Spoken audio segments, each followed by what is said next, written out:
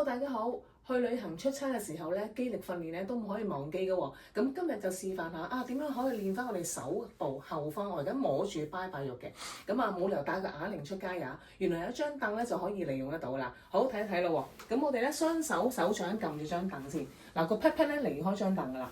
咁收腹啦，腰背挺直。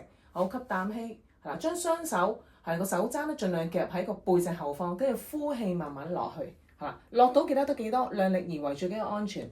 係啦，跟住吸啖氣啦，係啦，呼氣慢慢上。好，如是者吸，呼，吸，呼。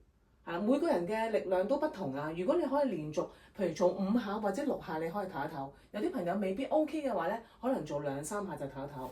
嗱，咁可以嘅話，一般嚟講6至8下就為之一組啦。咁我哋可以連續做2組都可以嘅。咁都可以試下咯喎。下次見，拜拜。